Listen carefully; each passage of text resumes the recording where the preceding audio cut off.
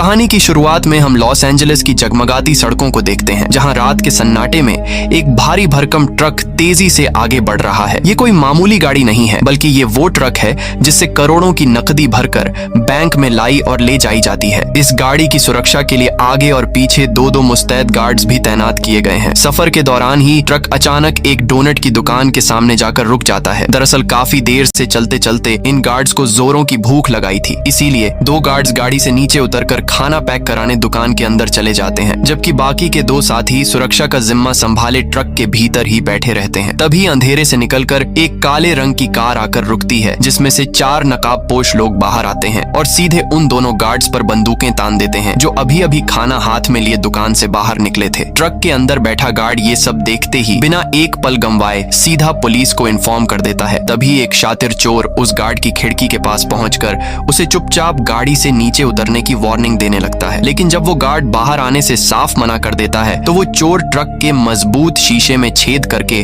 उसमें एक मोटी रस्सी फंसाता है और अपनी गाड़ी की मदद से पूरे शीशे को बाहर खींच लेता है, जिसे देख अपनी जान खतरे में पड़ा पाकर वो गार्ड वहां से भागने की कोशिश करता है, मगर वो बेरहम चोर उसे मौके पर ही गोली मार देता है। इस फायरिंग के कुछ ही पलों में पुलिस की गाड़ियां सायरन बजाती हुई वहां आ धमकती हैं और सड़क पर पुलिस और लुटेरों के बीच भयंकर मुठभेड़ शुरू हो जाती है, जहां वो लुटेरे देखते ही देखते सभी पुलिस वालों को मौत की नींद सुला देते हैं। जिस सटीकता और फुर्ती से वो गोलियां चला रहे थे, उससे साफ हो जाता है कि ये कोई आम गुंडे नहीं, बल्कि यूएस मिलिट्री से रिटायर हो चुके प्रोफेशनल कमांडोज हैं। इसी बीच टीम के एक साथी का फोन आता है कि पुलिस की बैकअप टीम पहुंचने वाली है, इसलिए फौरन वहां से निकल जाओ। और ये सुनते ही वो लोग कैश ट्रक लेकर मौके से फरार हो जाते हैं। लेकिन वहां से निकलने से पहले वो वारदात वाली जगह पर एक टाइम बॉम्ब प्लांट करके जोरदार ब्लास्ट करवा देते हैं, ताकि पीछे कोई सबूत या फिंगरप्रिंट न बचे। इसके बाद अपने गुप्त ठिकाने पर पहुंचकर ये लोग जैसे ही अपने खून से सने कपड़े बदलने लगते हैं,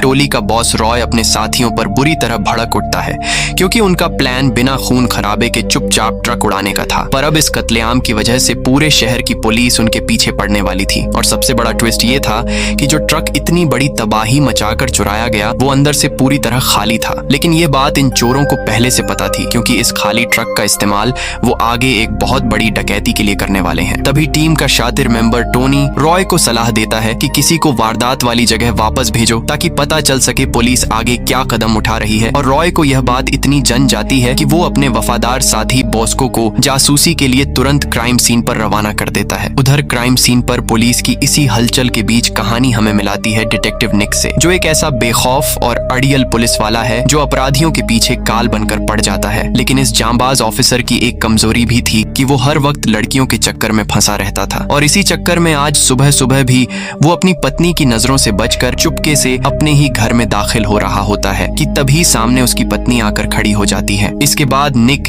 एक ऐसी बड़ी गलती कर बैठता है जो जलती आग में घी का काम करती है। दरअसल अपनी गर्लफ्रेंड के लिए लिखा एक रोमांटिक मैसेज वो गलती से अपनी पत्नी के नंबर पर भेज देता है, जिसे देखते ही वो उसी वक्त बच्चों को समेटकर हमेशा के लिए चली जाती है। और निक उसे मनाने की लाख मिन्नतें करता है, पर वो उसकी एक नहीं सुनती। अपनी इस बिखरी हुई निजी जिंदगी से परेशान होकर निक सीधे क्राइम सीन पर पहुंचता है और एक मंझे हुए जासूस की तरह हर छोटी डिटेल को परखने लगता है। जहां जब वो पूछता है कि ट्रक में कितना माल था, तो एक ऑफिसर बताता है कि गाड़ी अंदर से पूरी तरह खाली थी। यह अजीब सी बात सुनकर निक गहरे असमंजस में पड़ जाता है कि आखिर एक खाली ट्रक के लिए कोई इतना बड़ा कत्लेआम क्यों करेगा। लेकिन उसका तेज दिमाग जल्द ही समझ लेता है कि यह महज एक शुरुआत है और आगे कुछ बहुत बड़ा होने वाला है। जब टीम बताती है कि चोरों ने ब्लास्ट करके सारे सुराग मिटा दिए हैं, तो निक सख्त लहजे में हुक्म देता है कि इस पूरे इलाके की एक सीसीटीवी फुटेज हर हाल में चाहिए, और गुस्से में वहां से निकल जाता है। उधर दूसरी तरफ कुछ ही फासले पर बॉस को घात लगाए बैठा था। बॉस को वहां छुपकर डिटेक्टिव निक और उसकी टीम की तस्वीरें कैमरे में कैद करके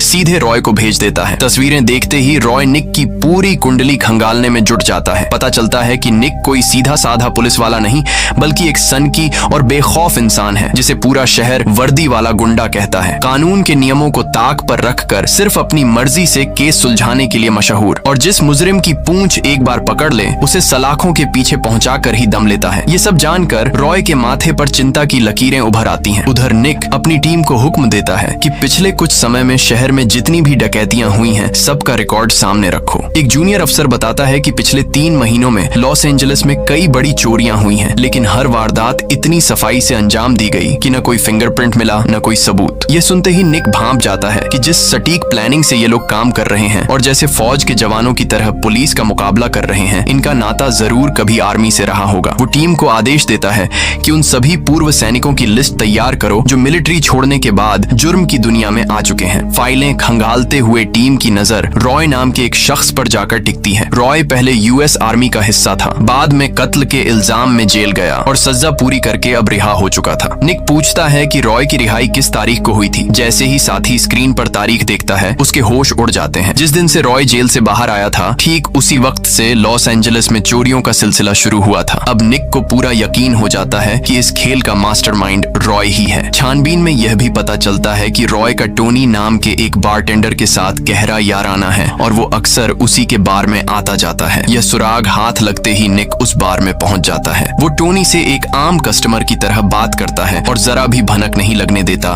कि वो एक डिटेक्टिव है। लेकिन जैसे ही रात को टोनी की शिफ्ट खत्म होती है और वो पार्किंग में अपनी गाड़ी में बैठता है, निक अचानक सामने आता है और टोनी के जबड़े पर एक जोरदार पंच मारता है कि टोनी वहीं बेहोश हो जाता है। कुछ देर बाद जब टोनी आंखें खोलता है तो खुद को एक अनजान कमरे में बंधा पाता है। बाहर झांक कर देखता है तो नजारा हैरान कर देने वाला था। डिटेक्टिव निक और उसकी टीम कुछ लड़कियों के साथ बेफिक्री से नाच गाने का लुत्फ उठा रहे थे। तभी निक की नजर टोनी पर पड़ती है। वो उसे कुर्सी पर टिकाकर सीधे पूछता है, हाँ भाई, किस इरादे से वो कैश ट्रक उड़ाया और तुम्हारा आका कौन है? टोनी चालाकी से मुस्कुराता है और खुद को पाक साफ बताते हुए कहता है कि वो तो बस एक मामूली बारटेंडर है, इन सब से उसका कोई लेना देना नहीं। यह नौटंकी देख निक जेब से एक तस्वीर निकालकर उसके मुंह पर मारता है, जिसमें टोनी साफ तौर पर रॉय के बगल में खड़ा था। टोनी के पैरों तले जमीन खिसक जाती है, मगर वो फिर भी अड़ा रहता है और कहता है, ये मैं नहीं, कोई हम शक्ल होगा। तभी निक का एक साथी टोनी के कान में फुसफुसाता है, तू इस वक्त यमराज के बिल्कुल बगल में बैठा है, फिर भी झूठ बोल रहा है। भलाई इसी में है कि जो जानते हो बक दो। मगर टोनी फिर भी जबान नहीं खोलता। ये देख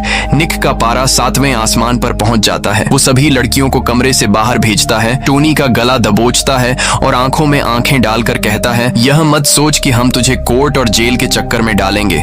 हम तुझे इसी कमरे में तब तक तड़पाएंगे जब तक सच नहीं निकलता। यह रौद्र रूप देखकर टोनी अंदर से हिल जाता है और आखिरकार घुटने टेक देता है। वो बताता है कि वो गैंग के बारे में ज्यादा कुछ नहीं जानता, बस उनका ड्राइवर है। चोरी के वक्त गाड़ी भगाने की जिम्मेदारी उसकी होती है। निक पूछता है कि इन लोगों से मिला कैसे? टोनी बताता है कि उसकी ड्राइविंग की शोहरत उस बार में आने जाने वाले सभी लोग जानते थे। एक दिन एक साथी कर्मचारी ने उसकी मुलाकात बॉस्को से करवाई, जो उसे सीधे रॉय के अड्डे पर ले गया। पहले रॉय को एक बारटेंडर की ड्राइविंग पर भरोसा नहीं था, लेकिन जब उसने खुद साथ बैठकर टोनी की तूफानी ड्राइविंग का नजारा देखा तो उसे टोली में शामिल कर लिया। तब से टोनी बाहर गाड़ी लेकर खड़ा रहता है, वो अंदर काम करते हैं और वो उन्हें सुरक्षित भगा लाता है। निक उसकी बात काट कर पूछता है, अगला डाका कहाँ डालने वाले हो? टोनी बेबसी से हाथ जोड़कर कहता है कि उसे रत्ती भर अंदाजा नहीं, क्योंकि उसे प्लानिंग में शामिल नहीं किया जाता। डकैती से एक दिन पहले बस लोकेशन बताई जाती है और काम खत्म होते ही हिस्सा देकर रफा दफा कर दिया जाता है। पूरा बयान सुनने के बाद निक टोनी को एक शर्त पर छोड़ता है कि आज से वो उनके लिए मुखबिरी करेगा। रॉय की गैंग की हर हरकत की खबर सीधे निक तक पहुंचनी चाहिए। टोनी अपनी जान बचते देख तुरंत हाँ कर देता है और वहां से चला जाता है। अब निक के पास गैंग का पूरा कच्चा चिट्ठा था, लेकिन कोर्ट में पेश करने के लिए कोई ठोस सबूत नहीं था। इसलिए निक और उसकी टीम सही वक्त का इंतजार करते हैं ताकि जैसे ही वो लोग अगली डकैती के लिए निकलें, उन्हें रंगे हाथों दबोचा जा सके। अगले ही मंजर में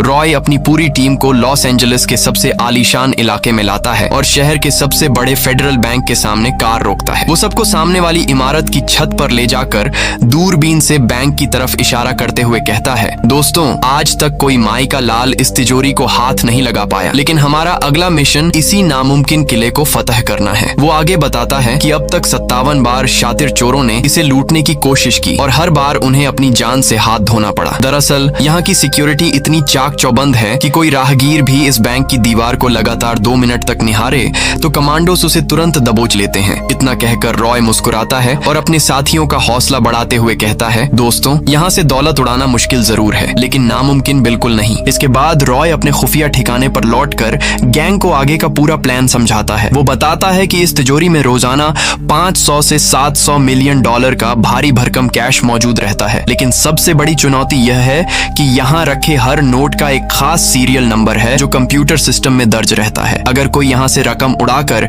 दुनिया के किसी भी कोने में खर्च करने की कोशिश करे तो बैंक वाले उस सीरियल नंबर को ट्रैक करके 2 मिनट में लुटेरों को दबोच लेंगे। ये सुनकर साथी घबराकर पूछते हैं कि फिर डकैती को अंजाम कैसे देंगे। तब रॉय मुस्कुराते हुए अपना असली पत्ता खोलता है। वो बताता है कि पूरे शहर के सभी बैंक्स की नकदी घूम फिरकर इसी हेडक्वार्टर में जमा होती है। जब यहाँ की मशीन्स इन नोट्स की गिनती करती हैं तो फटे पुराने और खराब नोट्स को अलग छांट लेती हैं। इसके बाद उन नोट्स का सीरियल नंबर हमेशा के लिए डेटाबेस से डिलीट कर दिया जाता है और उन्हें काटने वाली मशीन में डालकर कचरा बना दिया जाता है। यानी बैंक के पास उन नष्ट किए गए नोट्स का कोई रिकॉर्ड नहीं बचता। दरअसल रॉय आगे बताता है कि यह बैंक हर रोज लगभग $30 मिलियन के पुराने नोट्स बर्बाद करता है और हमारा असली मिशन उन्हीं नोट्स को मशीन में पिसने से ठीक पहले उड़ाना है। ऐसे नोट्स मार्केट में कहीं भी इस्तेमाल करो, कानून बाल भी बांका नहीं कर पाएगा क्योंकि उनका सीरियल नंबर सरकारी रिकॉर्ड में है ही नहीं। रॉय का यह मास्टर प्लान सुनकर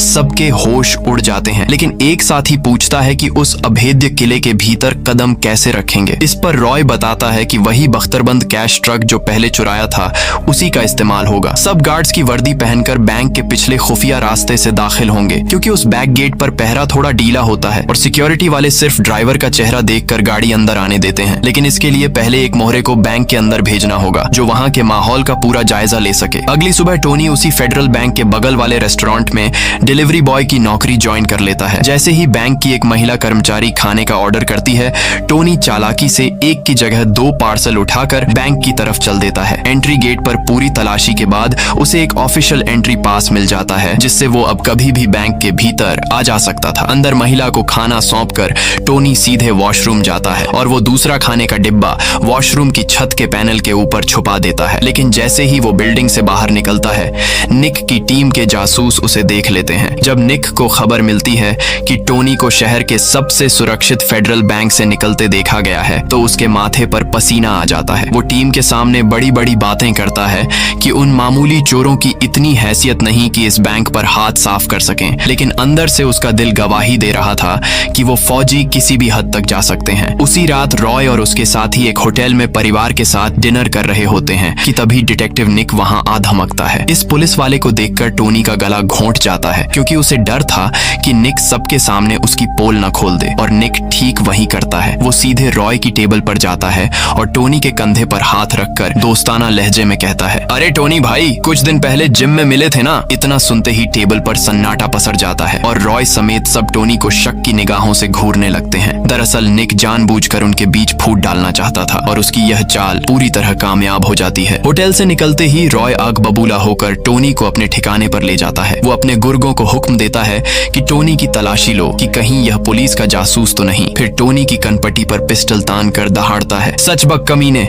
उस पुलिस वाले को कैसे जानता है और हमारे प्लान की कौन सी बात पुलिस को बताई है। टोनी थर थर कांपते हुए रोकर सब उगल देता है। बताता है कि पुलिस ने उसे किडनैप किया था, टॉर्चर किया, लेकिन उसने सिर्फ खुद को एक मामूली ड्राइवर बताया और किसी तरह छूट कर आया। डकैती के प्लान के बारे में उन्हें रत्ती भर अंदाजा नहीं है। टोनी की सफाई सुनकर रॉय के दिमाग में एक और शातिर चाल आती है। वो गन नीचे करके कहता है, ठीक है, अब वापस उस डिटेक्टिव के पास जा और सीधे उसकी आंखों में देखकर कह दे कि हम आने वाले फ्राइडे को ही डाका डालेंगे। रोकने का दम हो तो रोक कर दिखाओ। टोनी घबरा कर कहता है कि यह तो खुदकुशी होगी, अगर पुलिस को दिन पता चल गया तो सब मौत के जाल में फंस जाएंगे। रॉय कड़क आवाज में कहता है, फालतू दिमाग मत चला, जैसा कहा है वैसा कर, बाकी मुझ पर छोड़। टोनी मजबूरन निक के पास जाता है। पहले अपना गुस्सा निकालता है कि उस होटल वाली हरकत की वजह से आज उसकी जान जाते जाते बची। फिर कहता है कि ये लोग फ्राइडे को ही डाका डालने वाले हैं और उनका साफ कहना है कि दम है तो रोक लो। निक पूछता है कि जगह कौन सी है। टोनी पुराना राग अलापता है कि उसे आखिरी वक्त पर लोकेशन बताई जाती है, थर्सडे को पता चलेगा तब इन्फॉर्म कर देगा। निक कहता है, ठीक है, मैं अपने तरीके से पता लगा लूंगा। टोनी के जाने के बाद निक अपनी तहकीकात में जुट जाता है। छानबीन के दौरान पता चलता है कि रॉय का एक डांस क्लब में काम करने वाली एक डांसर के साथ संबंध है। निक सीधे उस क्लब में पहुंचता है और उस लड़की को अपनी बातों के जाल में फंसाकर एक प्राइवेट रूम में ले जाता है। वो लड़की निक के झांसे में बहककर कान में फुसफुसाती है कि वो लोग फ्राइडे को पीको रिवेरा बैंक को निशाना बनाने वाले हैं। यह नाम सुनते ही निक के चेहरे पर शैतानी मुस्कान आ जाती है, लेकिन जैसे ही वो कमरे से बाहर निकलता है, सामने कॉरिडोर में रॉय खड़ा होता है। दोनों एक दूसरे दूसरे को नजरअंदाज करते हुए आगे बढ़ जाते हैं। लेकिन असली सस्पेंस अब खुलता है। रॉय ने यह पूरा नाटक खुद रचा था। दरअसल उसने जानबूझकर उस लड़की को सिखाया था कि निक आए तो उसे पिको रिवेरा बैंक का गलत नाम बता दे, ताकि पुलिस फ्राइडे को गलत जगह जाल बिछाकर बैठी रहे और रॉय अपना असली काम कहीं और तमाम कर सके। और आखिरकार वो कयामत का दिन आ ही गया। एक तरफ चोरों की टोली अपनी आखिरी तैयारियां पूरी कर रही थी, तो दूसरी तरफ डिटेक्टिव निक और उसकी फोर्स भी पूरी तरह मुस्तैद थी। माहौल में अजीब सा सन्नाटा पसरा हुआ था, क्योंकि दोनों ही गुटों को अच्छे से पता था कि आज की जंग आर पार की होने वाली है। कुछ ही पलों बाद चोरों का यह दस्ता सीधे पिको रिवेरा बैंक पर धावा बोल देता है और बंदूक की नोक पर वहां मौजूद सभी लोगों को बंधक बना लेता है। इसके बाद रॉय वहां के बैंक मैनेजर को घसीट कर लाता है और उसे पुलिस को कॉल करने का हुक्म देता है। फोन हाथ में आते ही रॉय सीधे अपनी शर्तें रखता है। हमें तुरंत $1 करोड़ कैश और एक हेलीकॉप्टर चाहिए और बाहर एक भी सायरन की आवाज सुनाई नहीं देनी चाहिए। अगर वक्त पर मांगे पूरी नहीं हुई तो बंधकों की लाशें एक एक करके बाहर गिरेंगी। उधर निक अपनी टीम के साथ बैंक की घेराबंदी किए खड़ा ही था कि तभी लोकल पुलिस की गाड़ियों का काफिला भी वहां आ पहुंचता है। उन्हें देखते ही निक उनसे भिड़ जाता है और साफ लफ्जों में कहता है कि यह हमारा केस है। हम हफ्तों से इन फौजी चोरों के पीछे पड़े हैं, इसलिए तुम लोग यहाँ से चले जाओ। इसी गहमा गहमी के बीच रॉय खिड़की से बाहर झांकता है तो उसे बाहर पुलिस की नई गाड़ियां तैनात दिखती हैं। वो गुस्से में अपने एक साथी को इशारा करता है कि जाओ और अंदर किसी एक लड़की को कमरे में ले जाकर गोली मार दो। वो शूटर उस लड़की को खींचकर अंधेरे कमरे में ले जाता है और तभी एक जोरदार गोली चलने की आवाज गूंज उठती है। इस आवाज को सुनते ही बाहर खड़े पुलिस वालों के हाथ पंप फूल जाते हैं। उसी पल मैनेजर रोते गिड़गिड़ाते हुए फोन पर चिल्लाता है कि खुदा के लिए जल्दी पैसे और हेलीकॉप्टर का इंतजाम करो, उन दरिंदों ने अभी अभी एक लड़की की जान ले ली है। तभी कहानी में चोरों के एक और शातिर साथी मैक की एंट्री होती है। मैक एक कमाल का हैकर था जिसने लॉस एंजलिस के सबसे बड़े फेडरल बैंक की पूरी फोन लाइन को पहले ही हैक कर रखा था। वो तुरंत रॉय को कॉल करके कहता है, बॉस वक्त हो गया है, जल्दी सारा माल गाड़ी में लोड करो। ये सिग्नल मिलते ही चोर मैनेजर को बंदूक की नोक पर वॉल्ट के पास ले जाकर उसे खुलवाते हैं और सारा कैश एक बख्तरबंद ट्रक में भरकर बैंक के भीतर एक जबरदस्त ब्लास्ट कर देते हैं। इस धमाके को सुनकर बाहर खड़ी पुलिस समझती है कि तिजोरी को उड़ा दिया गया है, लेकिन तभी निक की खोजी नजर वहां से गुजरने वाली सीवरेज लाइन पर पड़ती है और उसका माथा ठनक जाता है। वो तुरंत समझ जाता है कि यह ब्लास्ट तिजोरी तोड़ने का नहीं बल्कि गटर के रास्ते सुरंग बनाने का था। इसके तुरंत बाद निक अपनी टीम के साथ बैंक के भीतर धावा बोल देता है, जहां अंदर सभी बंधक बिल्कुल सही सलामत मिलते हैं। और जब वो उस कमरे का दरवाजा खोलता है जहां लड़की को गोली मारी गई थी, तो वो लड़की वहां जिंदा और बेखरोंच खड़ी मिलती है। असल में वो गोली की आवाज महज पुलिस को डराए रखने का एक नाटक थी। तभी वॉल्ट वाले कमरे में पहुंचने पर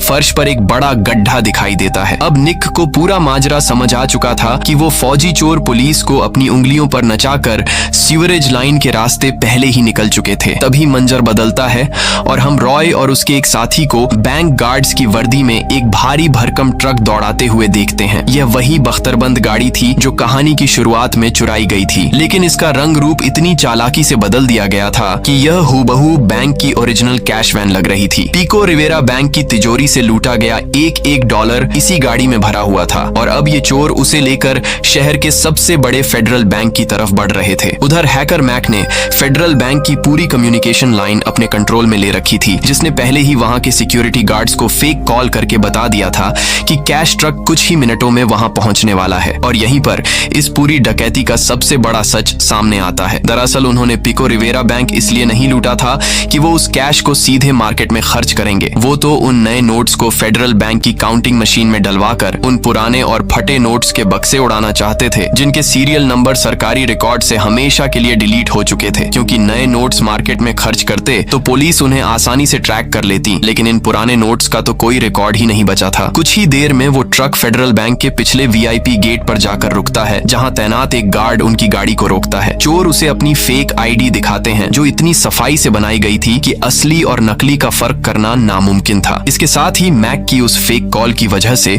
गार्ड को उन पर रत्ती भर भी शक नहीं होता और वो उन्हें ग्रीन सिग्नल दे देता है। अंदर पहुंचकर वो पिको रिवेरा से लूटे कैश के 2 बड़े बक्से ट्रक से उतारते हैं और सीधे काउंटिंग डिपार्टमेंट की तरफ बढ़ने लगते हैं। लेकिन इस पूरे खेल का सबसे रोमांचक ट्विस्ट अब सामने आने वाला था। दरअसल उनके सबसे बेहतरीन ड्राइवर टोनी को गाड़ी चलाने के लिए बाहर नहीं छोड़ा गया था, बल्कि टोनी उसी बड़े बक्से के अंदर चुपचाप दुबक कर बैठा हुआ था। जैसे ही वो लोग काउंटिंग रूम के पास पहुंचते हैं, वैसे ही वहां का इंचार्ज गार्ड उन्हें बीच में ही रोक लेता है और कहता है कि इतनी बड़ी रकम को गिनने में काफी वक्त लगेगा, इसलिए आप लोग बाहर वेटिंग रूम में इंतजार करें। इतना कहकर वो गार्ड उस भारी बक्से को घसीटते हुए काउंटिंग डिपार्टमेंट के अंदर ले जाने लगता है, जिसके भीतर टोनी अपनी सांसें रोके बिल्कुल खामोश बैठा था। टोनी के अंदर पहुंचते ही रॉय बिना देर किए बेसमेंट में छुपे बॉस्को को सिग्नल देता है कि हमारा मोहरा सही जगह पहुंच गया है, अब बत्ती गुल कर दो। बॉस्को, जो पहले से बैंक के पावर ग्रिड वाले फ्लोर पर बैठा था, एक झटके में पूरे फेडरल बैंक की मेन बिजली काट देता है। अचानक हुए इस ब्लैकआउट से बैंक में अफरा तफरी मच जाती है और काउंटिंग रूम के सभी कर्मचारी मशीन्स बंद होने की वजह से बाहर निकल आते हैं। अब उस बंद और पूरी तरह सुरक्षित काउंटिंग डिपार्टमेंट में पैसों के बक्से के भीतर टोनी बिल्कुल अकेला रह गया था। असल में उसका असली मिशन अब शुरू होने वाला था। अंधेरे कमरे में दाखिल होते ही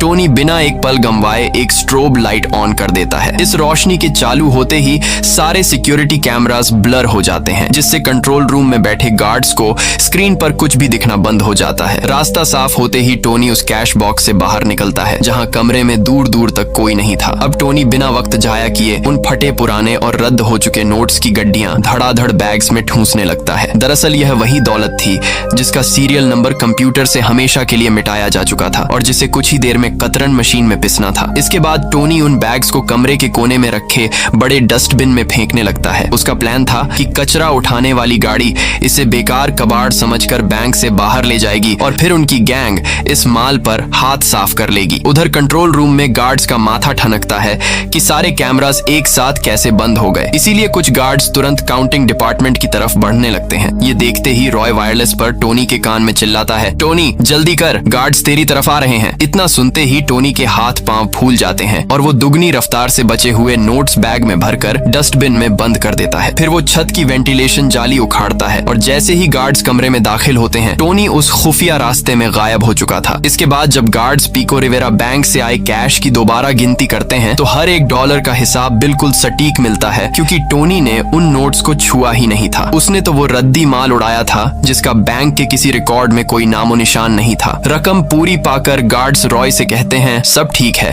आप लोग जा सकते हैं, और रॉय एक शातिर मुस्कान के साथ वहां से विदा लेता है। इसी बीच बैंक की वही महिला कर्मचारी दोबारा रेस्टोरेंट में लंच ऑर्डर करती है, लेकिन इस बार फोन हैकर मैक उठाता है, जिसने रेस्टोरेंट की लाइन भी अपने कंट्रोल में ले रखी थी। मैक आवाज बदलकर कहता है कि खाना 5 मिनट में पहुंच रहा है। उधर वेंटिलेशन के संकरे रास्तों से रेंगता हुआ टोनी ठीक उसी वॉशरूम की छत के पास पहुंच जाता है जहां उसने पहले वाला पार्सल छुपाया था। वो तुरंत नीचे उतरता है, कुरियर बॉय की यूनिफॉर्म पहनता है और खाना हाथ में लिए उस महिला को पार्सल सौंप देता है। फिर वो ऑफिशियल एंट्री पास की बदौलत एक शरीफ डिलीवरी बॉय बनकर बैंक के मुख्य दरवाजे से बाहर निकल जाता है। लेकिन जैसे ही वो बाहर कदम रखता है, वैसे ही उस महिला का सिक्योरिटी को कॉल आता है, उस डिलीवरी बॉय को रोको, ये खाना कई दिन पुराना और सड़ा हुआ है। मगर अब बहुत देर हो चुकी थी और परिंदा पिंजरे से उड़ चुका था। दूसरी तरफ कचरे की गाड़ी डस्टबिन खाली करके आगे बढ़ चुकी थी और रॉय दूर से उसका पीछा कर रहा था। तभी एक चौराहे पर उसी कंपनी की दूसरी कचरे की गाड़ी आकर खड़ी हो जाती है, जहां दोनों ड्राइवर्स एक दूसरे को खुफिया इशारा करके अलग अलग रास्तों पर मुड़ जाते हैं। इस अफरा तफरी में रॉय गलत ट्रक के पीछे लग जाता है। इसी दौरान निक की टीम को सड़क पर पैदल जाता टोनी दिख जाता है और वो उसे दबोच लेते हैं। निक उसे एक सुनसान जगह ले जाकर बेरहमी से पीटता है, क्योंकि वो समझ चुका था कि इस परिंदे ने उसे बहुत गंदा चूना लगाया है। मार के डर से टोनी सारा सच उगल देता है और रॉय की लाइव लोकेशन भी निक के हवाले कर देता है। उधर रॉय गलत ट्रक का पीछा करते हुए उस डंपिंग यार्ड में पहुंच जाता है जहां शहर का सारा कचरा खाली होता है। वो और उसका साथी कचरे के ढेर खंगाल कर नोट्स वाले बैग्स निकाल लेते हैं और बिना एक बार भी खोल कर देखे जल्दबाजी में उन्हें गाड़ी की डिक्की में ठूंस लेते हैं। तभी मैक का घबराया हुआ कॉल आता है, रॉय, टोनी पुलिस के हत्थे चढ़ गया है और उसने तुम्हारा ठिकाना बता दिया है, फौरन निकलो। ये सुनते ही रॉय गाड़ी दौड़ाता है, लेकिन कुछ ही दूर पर एक भयंकर ट्रैफिक जैम जैम में फंस जाता है। इतने में पीछे से निक की गाड़ियां सायरन बजाती हुई आ धमकती हैं और बीच सड़क पर दोनों तरफ से ताबड़तोड़ गोलियां चलने लगती हैं। इस मुठभेड़ में एक गोली बॉस्को की गर्दन को चीरती हुई निकल जाती है और वो मौके पर ही दम तोड़ देता है। अपने यार को आंखों के सामने मरता देख रॉय पागल हो जाता है और उस पुलिस वेल को भून डालता है जिसने बॉस्को पर गोली चलाई थी। लेकिन कुछ ही पलों में पुलिस रॉय के दूसरे साथी को भी ढेर कर देती है। अब रॉय अकेला पड़ चुका था। भागते हुए जैसे ही वो एक बड़े कंटेनर के ऊपर से छलांग लगाता है, निक की एक सटीक गोली उसकी पीठ में धंस जाती है। रॉय लहूलुहान होकर एक कार की ओट में छिप जाता है जहां निक गन ताने उसके करीब पहुंचता है और चिल्लाता है, हथियार डाल दो रॉय, गेम ओवर। लेकिन रॉय सरेंडर करने के बजाय निक पर गन तान देता है और जवाब में निक अपनी पूरी मैगजीन रॉय के सीने में खाली कर देता है। रॉय वहीं दम तोड़ देता है जिससे निक को लग रहा था कि जुर्म के इस साम्राज्य का अंत हो गया है। लेकिन वापस गाड़ी के पास आकर उसका दिमाग घूम जाता है क्योंकि टोनी हथकड़ी से खुद को छुड़ाकर फरार हो चुका था। निक गुस्से से पागल हो उठता है और जब वो रॉय की गाड़ी की डिक्की खोलकर बैग्स की जिप खोलता है तो उसके पैरों तले जमीन खिसक जाती है। उन बैग्स में नोट्स की गड्डियां नहीं बल्कि शहर का सड़ा हुआ कचरा भरा हुआ था। अब निक गहरे असमंजस में डूब जाता है कि इतने शातिर फौजी महज रद्दी कचरे के लिए अपनी पूरी टीम की जान दांव पर लगा दें। ये कैसे मुमकिन है? कुछ ही देर में वहां FBI की टीम पहुंचती है और फेडरल बैंक के लॉकर्स खंगालने पर पाती है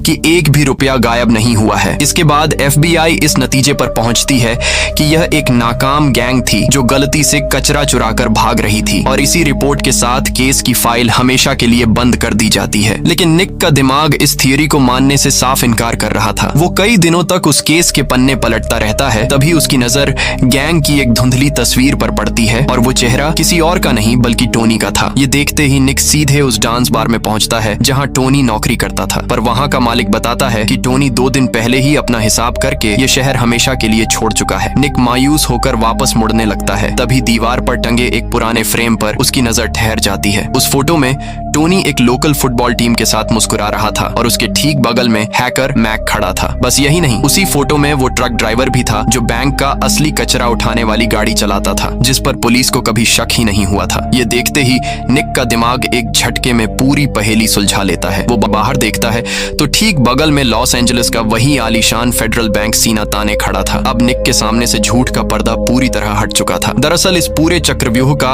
असली मास्टरमाइंड रॉय नहीं बल्कि वो मामूली सा दिखने वाला बारटेंडर टोनी था। बैंक के बगल वाले बार में काम करते हुए उसने रात को नशे में धुत बैंक के बड़े अफसरों से सिक्योरिटी और उन $30 मिलियन के बेकार नोट्स का पूरा राज उगलवा लिया था। उसने बैंक के असली कचरा ड्राइवर को भी मोटी रकम देकर अपने साथ मिला लिया था। यानी इस पूरी डकैती की पटकथा टोनी ने खुद लिखी थी, जिसने पुलिस और कानून को ही नहीं बल्कि रॉय और उसकी पूरी कमांडो टीम को भी सिर्फ एक मोहरा बनाकर बेवकूफ बनाया था। उसने एक ऐसी दौलत पर हाथ साफ किया था जिसका दुनिया के किसी भी सरकारी कंप्यूटर में कोई रिकॉर्ड नहीं था। निक को अब सब कुछ पता चल चुका था, मगर अफसोस कि टोनी के खिलाफ कोर्ट में पेश करने के लिए उसके पास एक भी पुख्ता सबूत नहीं था। कहानी के आखिरी दृश्य में कैमरा हमें सीधे लंदन के एक आलीशान बार में ले जाता है। वहां टोनी बिल्कुल शांत चेहरे के साथ बारटेंडर की नौकरी कर रहा होता है। लेकिन इस बार उसका यह बार शहर की सबसे बड़ी डायमंड एक्सचेंज कंपनी के ठीक बगल में था। तभी उस कंपनी का एक बड़ा अफसर थककर ड्रिंक लेने आता है और टोनी एक रहस्यमयी मुस्कान के साथ उसे एक फ्री ड्रिंक सर्व करता है। टोनी की आंखों की वो चमक साफ बयां कर रही थी कि इस बार उसका निशाना हीरो से भरी वो तिजोरी है। और इसी जबरदस्त सस्पेंस के साथ ये शानदार कहानी यहीं खत्म हो जाती है।